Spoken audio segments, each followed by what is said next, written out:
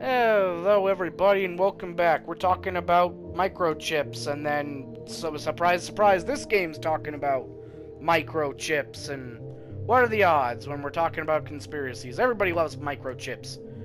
Nanomachines, son! You know? People look at him and they feel he's fishy. So when the media present him as a genius or a savior, and I post that he wants to put the mark of the beast in my body, they choose to believe me. I feel like at this point Bill Gates has kind of just stepped away from shit. Like, he's got his money. He doesn't need to do fucking jack shit. You know? Yeah, Isn't that the whole reason he left the company? refused to give that to give any inheritance to his kids. Oh, I think he gave them like 10 grand at most. He or gave something them like a that. restricted inheritance because he wanted them to go out and make their own future or something, and not just rely on his money. Which I can kind of understand. His supply of money. I can also understand. Oh, that fucking sucks to have that and just have it go. Nope, go get your own. But it's probably for the best that they don't just grow up on daddy's money their whole life.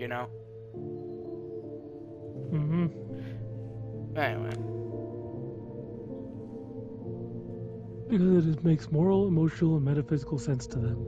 And ultimately, that's what matters most. The end. I feel like there's a lot of steps missing from that, but whatever. Okay, I don't know if I want to engage with the contents of this rant too deeply. Yeah! You came up with this monologue yourself? Oh no, I read it on Facebook. Oh yeah, you hear about Facebook getting caught spying on everybody again? Nope. Yeah, they used in-between companies to install root access shit onto people's phones, including children, by the way. Real nice, Facebook. And to spy on other services and apps. So, real fucking cool job, Facebook.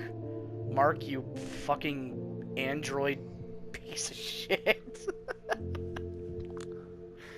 This is gonna date the video as hell, but God, what, actually no, it's not, because Facebook is constantly getting in trouble for spying on people. It's happened like 8 times by now, and everyone's just like, yeah, whatever, they spy on us, but, it literally lets me contact my Nana. It's more just like, oh yeah, they said they're not gonna do it again, they removed it. Oh yeah, but they put something else in, and they promised they aren't going to do it again. You can totally give them your social security number, guys. Come on, just give them your tax files. God, why don't you trust them? Oh, you're so uninteresting. The earth is flat. Microchips are in my brain. It's like, fucking hell. You don't trust you trust Facebook, but you don't trust everything else? God, it's painful. But just to make sure, vaccines are okay? Well, as far as I know, they don't cause autism. Oh my god. When was this made? This was made pre-COVID. Yep. Which is especially hilarious. Good to hear. I think this is like 20... Whoa! Why'd it do that? I don't know. Let's see. Facebook, just make back. Good to hear. Anywho, I'm done. You're the best. And considering how many times I've done makeup and makeup and beautician. Oh god. Now it sounds like an exciting career. Oh yeah, it's like the story of how Bill Nye learned to tie a bow on himself. Yeah. Because his father taught him. Yeah, like his grandfather was late for his wedding. Went to the door next door, knocked on it. Was like, I need help tying my bow. And he's like, okay, please come in and lie down. And that's a weird request off the bat, right? So he goes and lays down. And does it for him just normally. He's like, thanks, why'd you need me to lie down? He's like, well, I'm a mortician, that's the only way I know how. Love that shit. Fair enough. Yeah. That sounds like an exciting career, but in reality, it is probably the most boring thing under the sun. Yeah, I like my corpses talkative, pouty, and self-loathing. Don't like being referred to as a corpse, but yeah, I'll take it. Oh, you're dead. You'll be fine, Mark. Shut up. This carcass will be leaving now. It's got a job to do. Go get him, Tiger. First thing I need to do, meet up He's with getting- Kadir tonight and report to him. Yum, yum, yum, I yum, hope he yum, knows how to yum, guide yum. me out of this Yum, mess. yum, yum, yum, yum, yum. He should have time for me in an hour or two. In the meantime, I suppose it's time to find some... What's the most dehumanizing word I could use here? Nourishment. Kadir told me I need to quench my hunger less often if I didn't smoke. It kills you, he said, but to start killing myself, the organism must pretend it's alive, and that uses up precious vitae. Wait, hold on. Kadir told me I needed to quench my hunger less often if I didn't smoke. So vampires who smoke need to drink blood more often? So even for the undead, smoking is so fucking bad for you. That's the funniest shit ever. uh, oh god. Ow. Fuck, I can't laugh like this. It hurts. Oh my god, that's... But I love cigarettes. I don't. The way they smell, yuck. The way they burn, ew. The hot ash falling from the top, what the fuck? The sound of the lighter, you could just have Okay, that. I do like the sound of the lighting. I mean, you could just get a lighter and go like Pyro did in X-Men 2 or whatever, when he just constantly flicking that metal lighter open and shut. Mm-hmm. The way they kill you, of course. And I guess I need some tactile connection to who I was back when I was alive. Okay, New York City, guide my steps. Show me which one of your children I should drink up tonight. Diva's It Delight. seems that we have to go kill this person. Why? Oh. What do you do? Ah, he ran out of blood. He went crazy. How long has he not been feeding? Oh no, he's been smoking a pack of cigarettes a day. What? Yeah, vampires can't smoke. It's super bad for you. You're dead! Yeah, I mean, it's still bad for you. That's like... It turns out that smoking causes the blood in your system to activate in order to inhale and absorb the toxins. Wow, that's so... Diva's Delight. A fitting name for a kiss addict audacious enough to openly pitch a unique taste to those in the know. I'm not in the clubbing mood, but since I need to feed, might as well give that rumor a shot. A slap on the wrist. Samira is asking me to meet her. If not for the ongoing celebrations, the patrician would prove an odd choice for a secret rendezvous. Here's hoping she could provide some useful insight into the case. Bunny as a reporter. Bunny as a reporter. The note left at my old dead drop point reads, Bunny as a reporter. Shit, could it be Woods? Long time no see. What does one do when the ghost of Christmas past knocks on her door? I don't know, this one kind of interests me the least. I'm more interested in this one and then this one. What do you think? A bunny as a reporter sounds interesting. Alright, let's do Bunny as a reporter. Honestly, sweeping through Evergreen Cemetery in search of Nigel Woods was the last thing I expected to be doing tonight. Smashing! And yet, here I am. The past refuses to let me... God, What? Jay. What? I'm thinking of Nigel Thornberry as a vampire. Smashing, love. I just need a few drops, don't worry. He absolutely refuses to drink blood from animals. Yeah. Are you kidding? That's a rare white-topped rhinoceros. I'll just drink you instead, darling. Smashing. Waha! Like just drinking poachers dry. Yeah. And yet here I am. The past refuses to let me out of its grip, even for a few days. Hell, a black limo almost ran me over on my way here. I just can't get a break, can I? It takes me less than a minute to find Nigel. He's standing next to the gravestone of John Bunny, one of the most famous actors of the 1910s. Why there exactly? Well, the man is paranoid, which is why we were forced to come up with such an unpredictable method of choosing rendezvous points. It had to be ambiguous enough to seem incidental to a casual onlooker, but reasonably uncomplicated so that this dumbass couldn't mess it up. So we decided on silent film actors. Whenever he wanted to meet, he left me a note with an obscure movie title. Then I only had to look who starred in it and make my way to their final resting place. Yeah, maybe it feels somewhat goofy and unnecessary, but it's also been fun. And ridiculing Woods for his paranoia would be a classic case of the pot calling the kettle black. Wait, how do you look things up? You can't even turn on a phone. She has Dakota do it. I guess so. There he is, idling away his time on his smartphone, rapidly swiping left with notably increasing frustration. Too many girls who actually know what they want from life in a row, Nigel? Don't worry, I'm definitely not that type. When he sees me, he reacts as if he'd just seen a ghost. A regular comedian. The man halts a few feet away from me and crosses his arms, giving me a dirty look.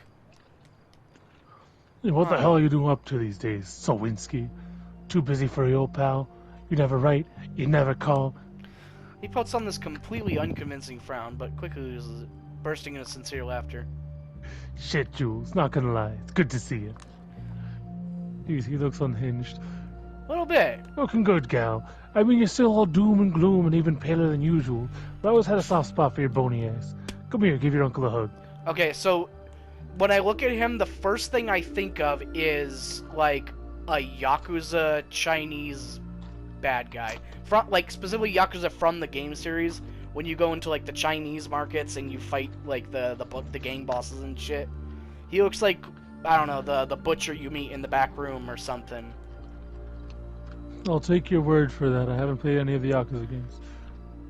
Well, you might like it. It's very similar to Fist of the North Stars, and I know you had fun with that. Warn him, slap his face, give him the look. The look. I've worked with Nigel long enough for settling on some basic nonverbal signals for improved communication, which I mean by signaling him to get his shit together. I'm surprised to find that it's still an instinctual thing, as if my mortal body adapted to it so well in the past that it reacts the same way even now that it's dead. Alright, I get it, and I think we used to. Cut to the chase, Woods. This isn't a social invitation, and I only have so much patience for your innuendos. What do you want? So quick to get right to the point, huh? Very well. I've been trying to put together a piece on some particularly unseemly business in the deep web. One of my plugs pointed me in the direction of Double Spiral, saying that... Double Spiral. Am I even surprised that name keeps coming up again and again? It still kind of haunts me. Of course, I made sure it would. I still kept tabs on Montgomery from time to time, constantly reliving those 16 months I slaved away for nothing. I might have just been another part of Karen's hazing ritual, but I have a feeling that even if that wasn't the case, Brian still would have told to kill the story. Some dirt on this internet whiz goes by the name of Hope. Oh! She supposedly has some close dealings with the Montgomery clan. Ever heard of her? Not an expert on the concept. Can't say I'm familiar with the next person in question either. I'm lying, of course, feigning apathy. The name strikes a chord, being one of the 4 jotted down on Callahan's list. Coincidence? Kadir insists I shouldn't believe in these. As far as I can tell, she's mostly involved in some kinky porno stuff, involving scopophilia, body maiming, lots of blood. She's borderline occult. My cover's blown, though. I think someone's after me. I don't know what that first one is, but I am not looking it up. That's asking for trouble.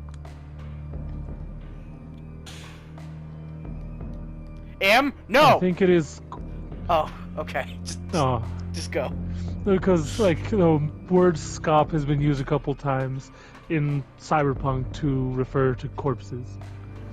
Scopophilia is probably similar to necrophilia, but more probably like dressing up corpses. I don't love that. Yeah, alright. Anyway. At least I assume so. Yep, not gonna look it up. That's just gonna stay unknown. Got a few useful leads, which I'll happily exchange for some Benjamins before I go AWOL. Interested? Knowing him, those few leads are completely worthless, but with his luck, he might have really strayed into dangerous waters. What's useless to him might prove useful to me. If I play along, he won't even know I'm no longer in his line of work. Did you expect me to buy your intel sight unseen? No dice, Nigel. Break it down for me. I won't screw you over. You know me better than that. He sighs audibly, sizing me up and down. After a brief moment, he raises his voice again. Alright, what do you want to know? Everything. Whatever your porn-addicted ass considers to be of value. Nigel closes his eyes, pondering where to begin. Now, this might sound complicated. With scopophilia... No! So I can send you some helpful YouTube videos later, but here we go. For the next few minutes, Nigel explains his findings while desperately trying, and mostly failing, to make them sound like something more than dumb urban legends. Among the many threads, he mentions blood trafficking, secret turf wars, a coven of Masonic lodge types, the biblical flood, and businessmen consorting with the devil in search of immortality. Well, you're kinda... half of those are about right. Blood trafficking, yeah, that's for the vampires. Secret turf wars, again, that's vampires. Coven of Masonic lodge, I don't know. Biblical flood, no. Businessmen consorting with the devil, yeah, that's Ventru or whatever, right? The fancy types, yeah, that's them. To common ears, all this would probably sound like some Bozal conspiracy theory, but from what I can gather, he's flying dangerously close to the sun. At the moment, he doesn't know jack shit and has no proof of anything, meaning he doesn't pose any real danger to the masquerade. But his conviction in following every possible lead was what made me work with him in the first place. God damn it, I'm not sure if I can just let him go. You know, Nigel, I actually watched our friend John Bunny here portray a reporter in one of his silent pictures. In the film, he disguised himself as a woman and infiltrated a secret suffrage meeting. Of course, he fucked it all up and got chased up a tree by an angry, axe-wielding liberationist. His kind of journalism makes infinitely more sense than the bullshit you're spouting right now. Sorry. I know how it sounds, Jules, but I have this itch in the back of my head telling me there's more to it than it seems. And you know my sixth sense hardly ever fails me. 80% of the time, it works. All the time. I think it's horse shit, and I'll leave it at that. So, what about that Hope girl? Got something worth pursuing? Maybe. She's an enigma, a total fucking mystery. The only thing I'm certain of is that she exists and enjoys streaming for an exclusive audience. Supposedly, she's into cryptocurrency. Ah! You know, those Bitcoin things. I can never make any sense of it. Oh no! It's definitely before the, Yeah, this is before NFTs, thank before God. Bored Apes, yeah. It's a scramble, I know. But I promise you somewhere lies a juicy story for someone like you to pursue. Hell, I have a hunch that if we join forces, we might really hit it big this time. Thoughts? This poor idiot. This intel of his sounds like a cheap pulp novel. No one in their right mind is going to pay a dime for it. It'll ruin his credibility, if he still has any. If he persists in spreading this bullshit, it'll eventually completely neuter his ability to harm us. Eventually. But if the Ivory Tower gets wind of his activities, Kadir is going to get involved. He's going to ask questions, and the answers will get both me and Nigel in trouble. You're awfully quiet, Jules. Speak up, you're creeping me up. Standing there like a corpse. I feel like knowing how shit worked out in the previous game, where we are essentially just being watched all the time without even knowing it, I don't think advising him to leave is a good idea. Plus, maybe we can get a little drink from him. What you think?